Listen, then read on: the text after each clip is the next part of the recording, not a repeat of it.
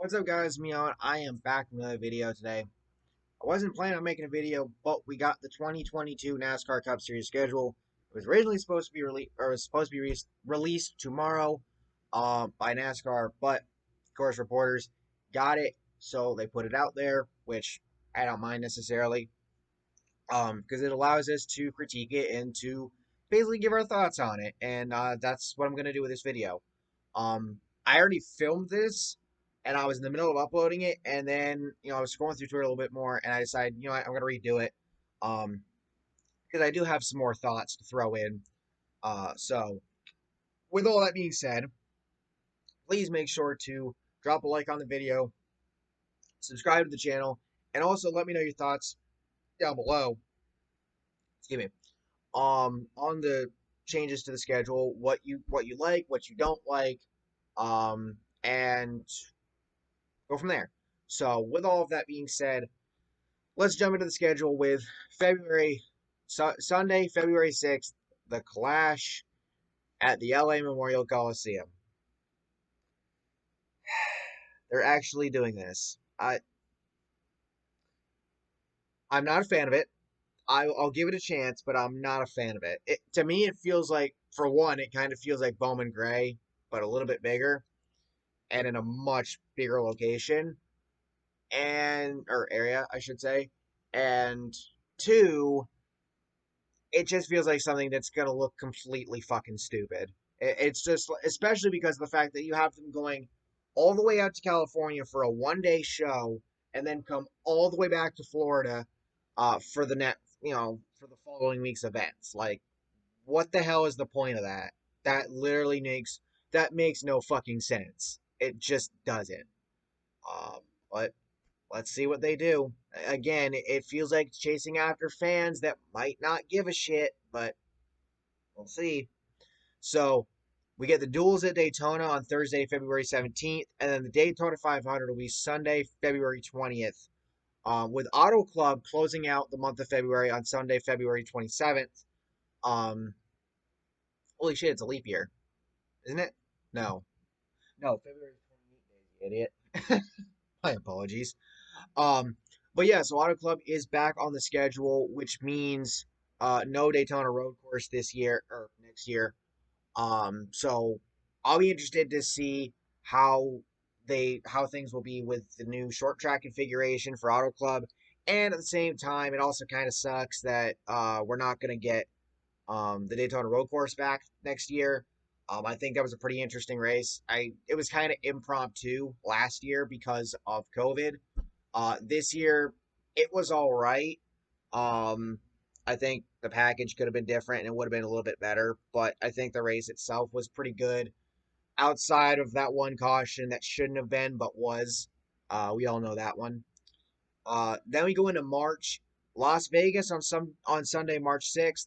Sunday, March 13th will be Phoenix. Atlanta on Sunday, March 20th. And Circuit of the Americas Sunday, March 27th, which means Coda, it gets moved up in the schedule. Now, I would have liked to have seen Sonoma get moved up, which is something that I think a lot of people agree with, especially because the scenery you get in the springtime in Sonoma. But I'm not mad that Coda got moved up. Coda made its debut in the Cup Series this season, and weather fucked that race over pretty bad. Like, it was a really good race outside of the weather. Um, and obviously because of that, we had the weather. We had some big wrecks that shouldn't have been, and it ended up getting called early. But regardless of that, the race itself, I think, was pretty good, and I'm glad to see that they're going back there. I'm glad to see that they're moving it up in the schedule. Hopefully, that will allow them to avoid having any sort of weather issues, and go from there, basically. So then we get to April. Sunday, April 3rd will be Richmond. Saturday, April 9th will be Martinsville. So that's the first Saturday race of the season, and there's only a few of them on the schedule. We'll talk about that a little later. Bristol Dirt. Now, this is the only race on the schedule that has been announced that has a, I guess you could say, specific time announced for it. And that's going to be the fact that it's going to be, not just Sunday, April 17th, but it's going to be at night. Now, I have a lot of things to say on this particular one. I didn't realize this at first, but this is actually getting ran on Easter weekend. Now, they're doing it at night, which I can appreciate because, I mean, instead of doing it during the day so that, everybody can go to church, have Easter, da da da da. Well, why are you running on Easter weekend at all? I thought that was supposed to be a week off for NASCAR. It used to be at least. So that's a little bit interesting. Bristol Dirt was another race that got fucked over by rain. When we did get to see the racing, it was actually pretty solid. I think it was pretty good. I think NASCAR just needed to do a better job of handling the dirt on the racetrack, and handling things, with the race itself. Because of course they ended up having to move it to single file restarts at one point, and some other things. But weather fucked that race over as well and pushed it back a day. So I think they can do a really good job with it. Um, it showed that it has some sort of promise. You just have to hope to avoid the weather and be more prepared for it. I will definitely be interested to see how the next gen cars will be handled in terms of running on the dirt. But again, why are you running this race on Easter weekend? That doesn't make quite much sense to me. Um, Not only that, but like I said, it's going to be at night, so that's going to be really interesting as well. And then, as I mentioned before, Talladega will be Sunday, April 24th. Then we go into May. Dover on May 1st, Darlington May 8th, Kansas May 15th, all of which on Sundays. And then we get the All Star race back at Texas Motor Speedway on May 22nd, which is also a Sunday. Really? We're really going back there for the All Star race? Seriously? I mean, this year, you know, they took away a points race from Texas, I think, really in exchange to have the All Star race go there, with Dakota getting a race as well. I'm not a fan of them going back to Texas for the All Star race. I'm hoping that they'll choose to alternate it and don't be like Monster Jam where you say you're going to alternate it and then you don't. I bring that up because Monster Jam announced their schedule this week for 2022, and the World Finals is going to be back in Orlando again. You said a couple years ago when you made the move over there that you were going to rotate it, and you're in Orlando for like the third time. Like, that's not rotating it, but that's a different sport, or that's a different series. And then the Coca-Cola 600 will close out the month of May on the 29th. So then we go into June. We get Gateway on the schedule. Gateway will make its Cup schedule debut next year. That will be Sunday, June 5th. Sonoma, Sunday, June 12th. Then we get a 1 week break with Nashville being the week after. And this is another point of contention. There is only one off week this entire upcoming 2022 Cup Series season. That's not great. Now, I know a lot of people are gonna be like, well, if you don't like it, then don't work in NASCAR. Other people will be more than willing to do it. That's not the point. You have 36 points paying races, plus the Clash, plus the duels, plus the All-Star race. Everything's basically getting ran week after week after week after week after week with only one break. That's not good. Some people, I've seen some people talking about how they liked the 2 week Olympic break that we had after New Hampshire Motor Speedway because that 2 weeks off gave the NASCAR world a chance to just take a breather, relax for a bit before getting back to the action, um, and whatnot. I mean, in the past, we've seen a couple of off weeks throughout the season, um, which is a good thing. I don't understand necessarily why they're moving to only having one off week, and I fear that they'll end up having no off weeks at all within the next couple of years. I hope not, but it's a fear that's legitimate in a sense. So I'm definitely interested to see where what will happen there. But again, not only having one off week this season, that does kind of suck because especially for everybody that's busting their ass to work on these cars, for these teams and whatnot, because of the fact, because another thing is that we're going to be getting practice and qualifying back for the most part, if not in full, in 2022, supposedly. So logistics. That's all I'm going to say. Um, but anyway, then we move into the rest of the summer races and the rest of the regular season. July will have Road America on the 3rd. Sunday, July 10th will be Atlanta, New Hampshire on Sunday, July 17th. Pocono, July 24th, and the Indianapolis Road Course on July 31st, which means Pocono loses its doubleheader. That was basically reported with the addition of Gateway.